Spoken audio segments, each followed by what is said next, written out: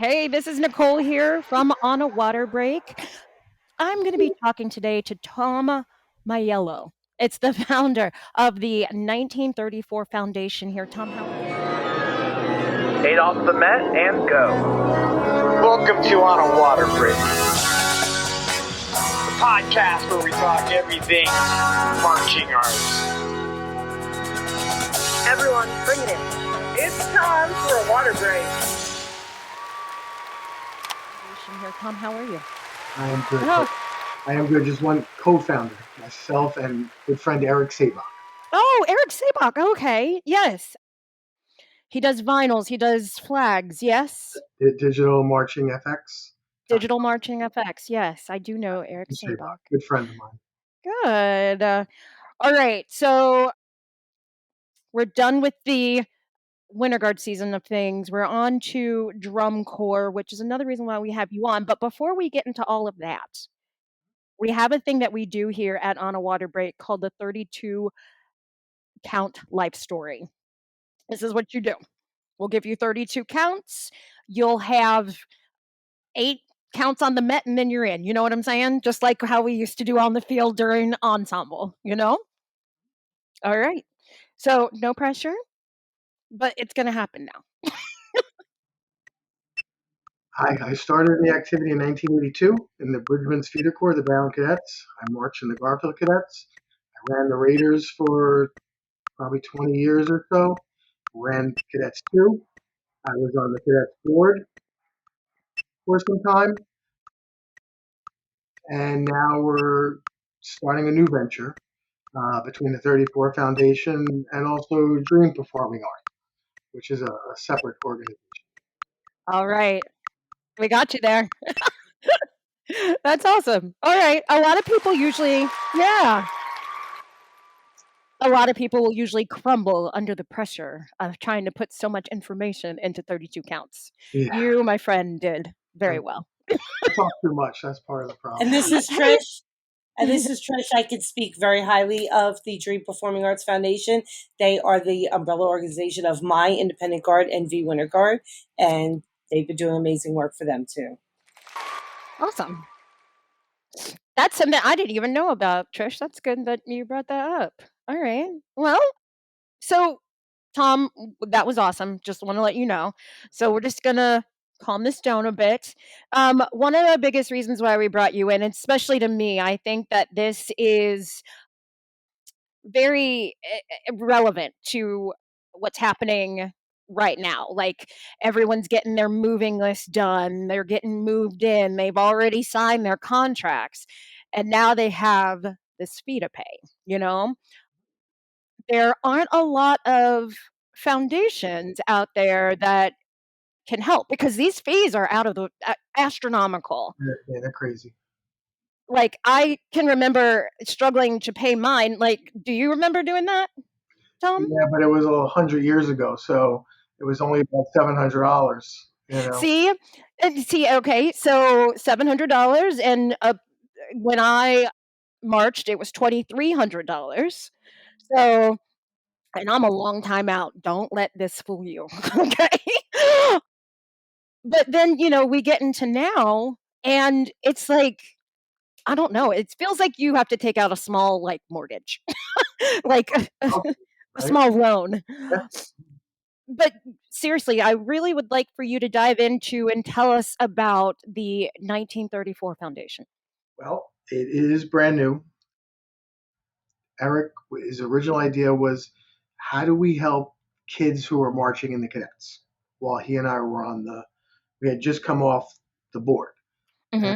How are we going to help? And simple, okay, we'll raise money and put money towards their dues, so that alumni could feel that if they donated $10 or $100 or $1,000, it was going right to the kid, not paying for insurance or food or buses or whatever. It was going to help that kid pay his or her dues. Mm-hmm. With everything that was going on with the cadets, leading to them unfortunately folding, it kept getting put off until about a week before they did fold. Then they saw the value in it. We had another call, but then unfortunately, the world kind of blew up on them that Friday the 13th. Oh, yeah. Ugh. Yeah. That day. And so we took a step back and said, well, why can't we use the foundation to preserve the legacy of the cadets and still give out scholarships? Can we focus on kids that were in cadets going somewhere else?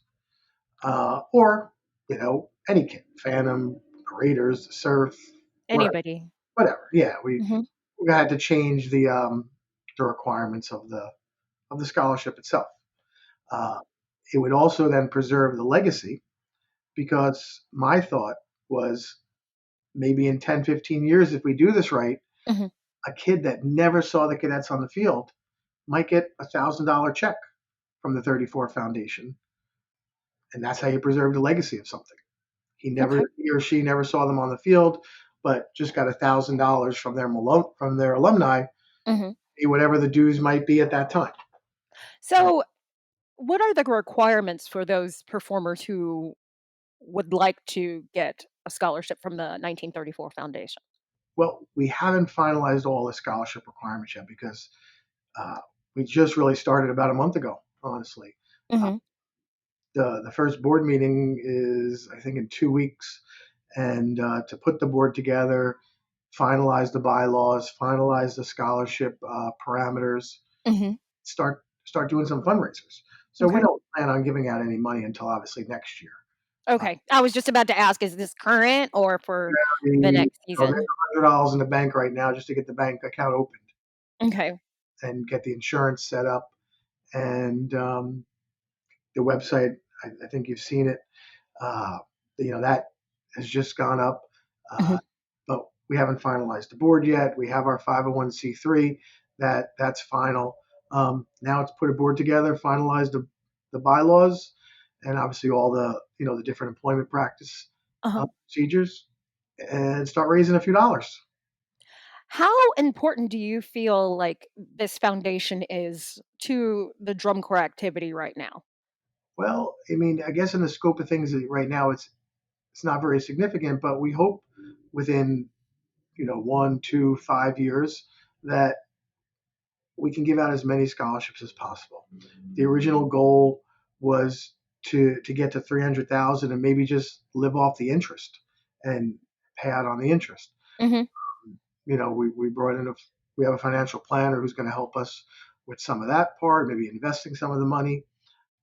But now that with the demise of the cadets, it's also about preserving the legacy.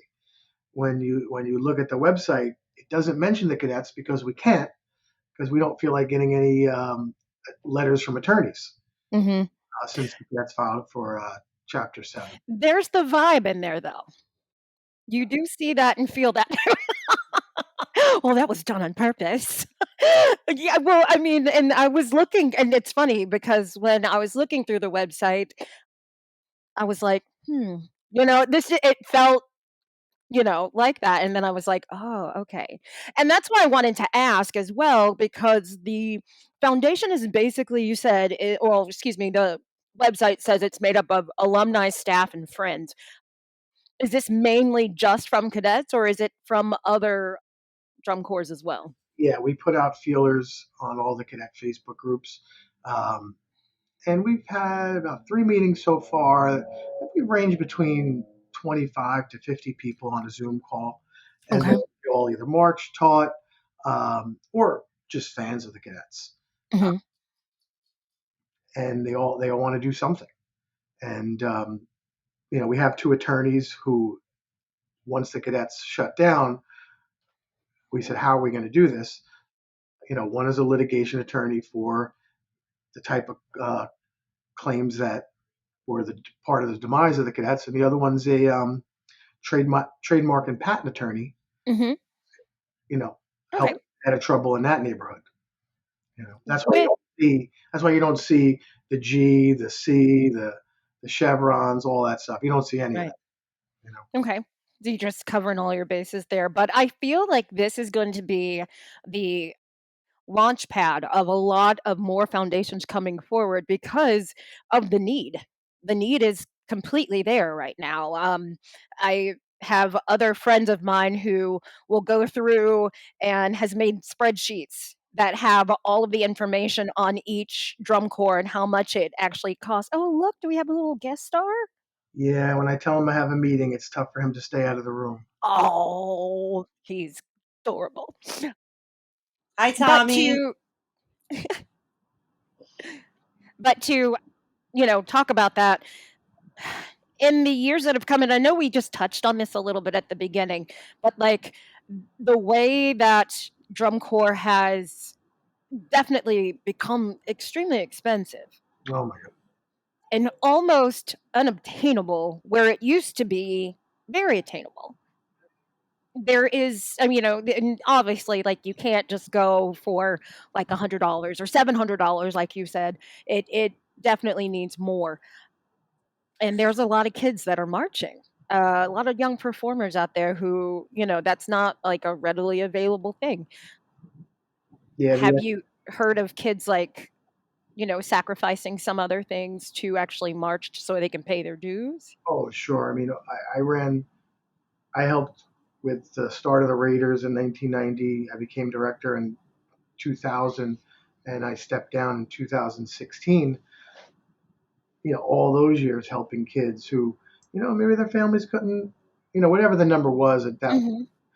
it was tough for some kids. And then, my 1 year with C2, yeah, the dues that year were $1,600, and that was tough for some kids. I mean, one kid I remember them saying was living in a hotel with his family because they were Mhm. really homeless. How do you pressure that kid into pay?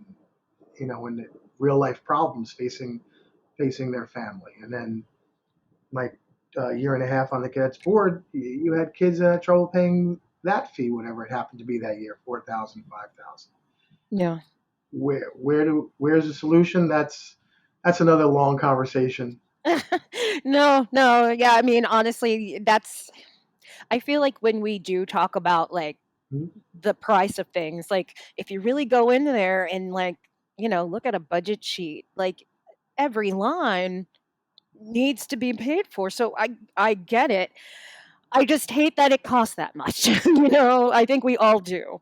Right. The business model of a drum corps doesn't work. It just doesn't. And Mhm, we're spending money we don't have. We don't generate the kind of revenue to support the touring, the staff salaries. And before anybody gets angry, I'm not saying those guys and girls don't deserve the money. mhm, Bless them, they do. But so do the administrators and the volunteers to help care, feed, and drive trucks. Everybody deserves money for what they, mhm. but it's just not there.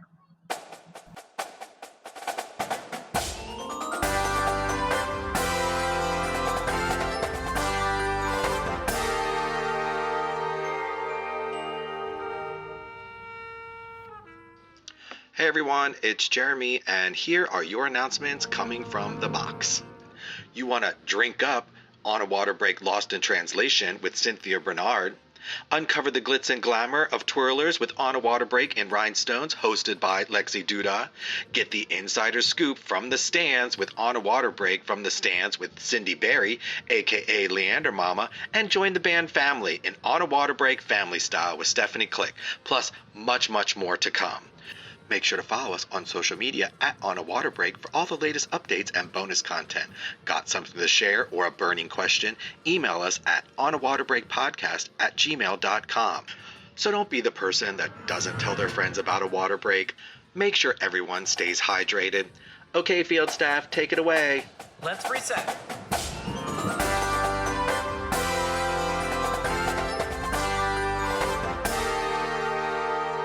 There are more, like I said before, there should be more foundations like the 1934, how well, at least your dream of it, how it should be.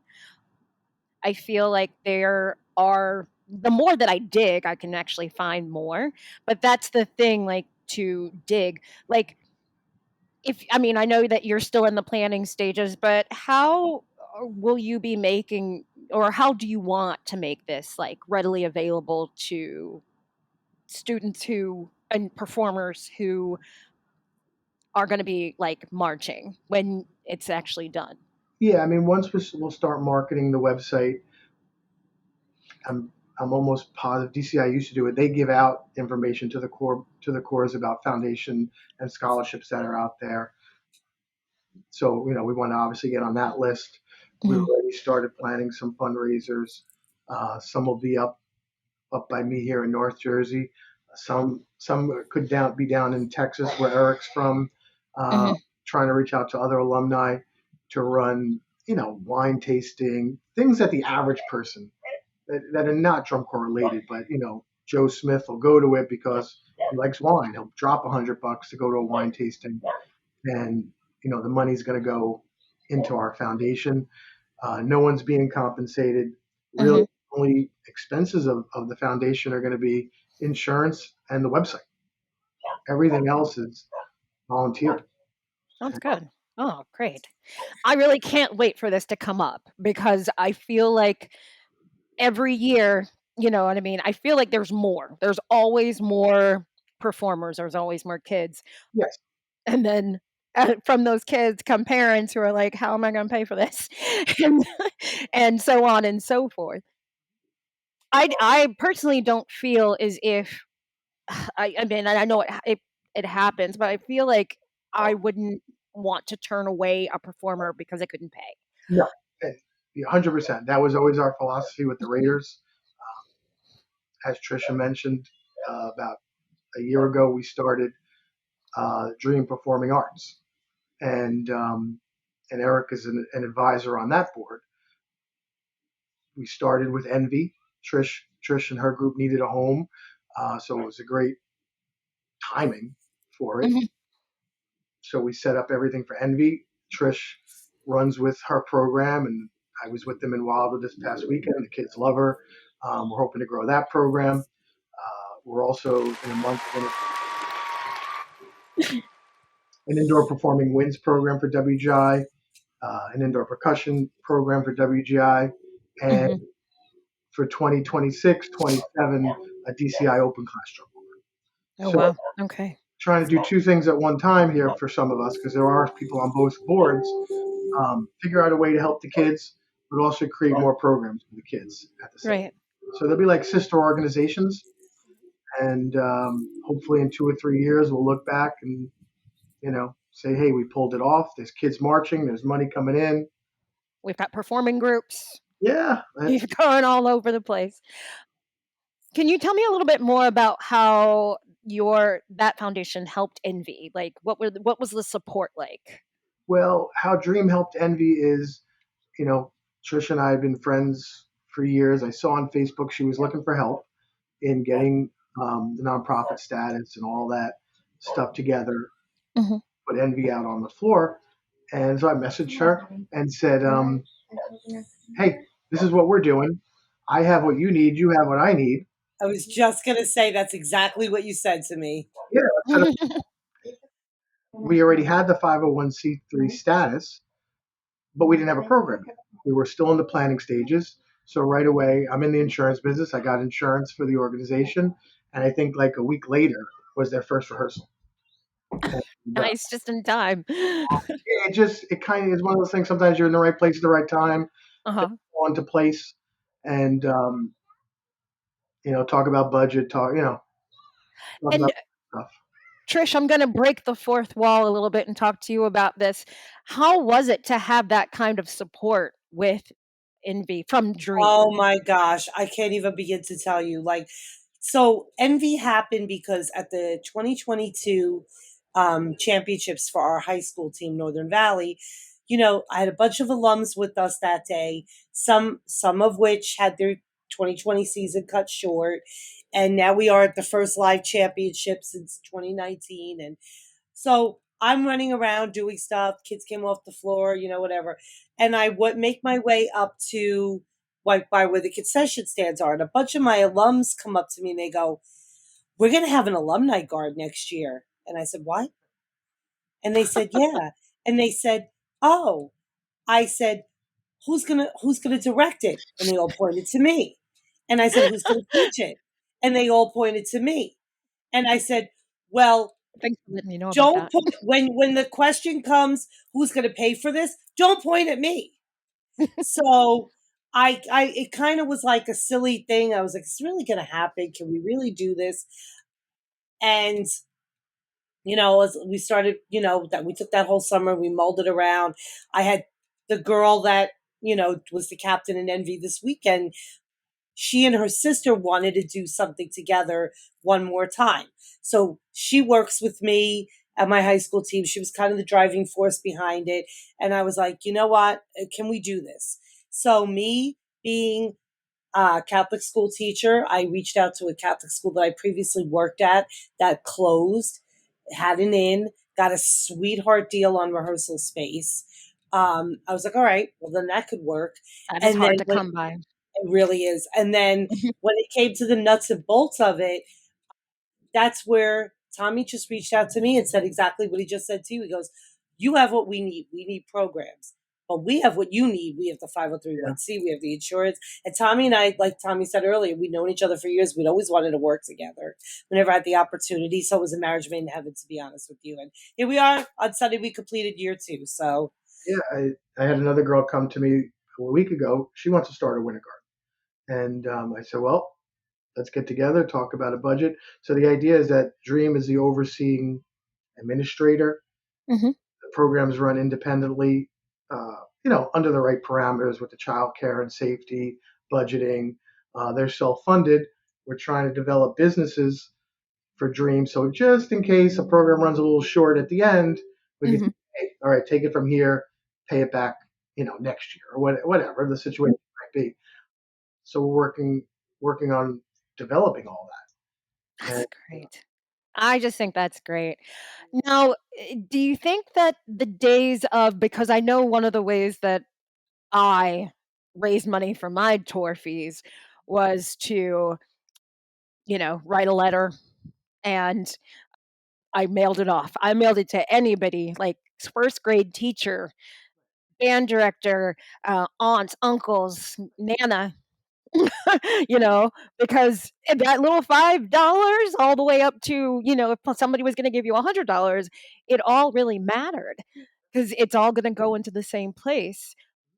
And and basically the whole, some people would, back in the day when you're trying to raise money, if you were a Girl Scout, you knocked on doors. So basically, I call this the knock on doors type way of doing it. Do you think those days are gone and we would have to solely depend on programs to help these performers march? I think it's going to have to be a little bit of everything. Those ideas that you're talking about, we used to call them the marchathons, the spinathons. Oh, absolutely. Yep. You know, now with the internet, I guess they could reach more people. With GoFundMe, Mhm. the cadets had their own program that the kids could post on whatever social media platform and have people generate money. I guess it's going to be up to each organization is going to have to make sure they're helping their kids so that they Yeah. don't turn anybody away and we don't alienate lower middle class or lower income families from our. Mhm. But unfortunately, I think we're I mean, yeah, unfortunately it's happening. trying to be, but Eh, yeah, and I mean, I know that a lot of people will try their hardest, and it's just like, okay, some if not more, of these kids, and this could fall into a completely other different podcast recording, but, need some adult or somebody, an authority figure to help advocate for them so that they can do this, it's where the you whole know? model of the activity I think needs to be looked at. I've thought it for years, but we keep trying to do more with less, and it doesn't work. Like Yeah, not the NFL was not an endless supply of money coming in. it's There's true. there's a cap. That's why I think that you are doing such good, this idea, and I really can't wait to see it come to fruition because this idea is something that I think, other people can look into as Yeah, well. meet a bunch of good people that don't. I appreciate your kind words, but there's a lot of good people helping me, and, Mhm. and for us, it was for many of them with the 34 Foundation and with Dream, it was just people that we enjoyed working with, and we said, you know what, this is our our last hurrah, our legacy of what we can do in this activity. We're all, getting up there. We're not 21 anymore, and what can we create that maybe will outlast us in the activity? Gotta leave a legacy. Gotta leave a legacy. Along with your along with the 1934 Foundation, there's also another foundation that I found called, Grace Note, and, also Our Marching Counts. Oh yeah, So, there's a lot of drum specific, or excuse me, drum corps specific scholarship programs that are out there. So I'm hoping that it would just be like kind of ripe for the picking for everyone to get into. yeah. I mean, I hope so. We like I said, we've talked about the wine tasting. We have some contact with NFL players, retired NFL players. Maybe we could do some autograph signings and I wine. would go to that. I You would go to that. Yeah, listen, I'm kidding. Not kidding. okay, that's not going to work. That's not going to generate the revenue you need. Um, we're trying to start businesses to help support both both organizations and put more money in the pot. And Hmm. the only paycheck is how well the kids do. That's the paycheck. That is it. That is it. There is nothing better than seeing your kids out there performing their hearts out and like coming off the field crying because they did so well. Yeah, Like mm, that's it. that's what I live for. I love those moments. Make me cry. Make me cry. So, Tom, can you tell us like where folks can find you, where the folks can find the 1934 Foundation? Do you have any The website's up. socials? Yeah, the website's up. The website is up, 1934foundation.org.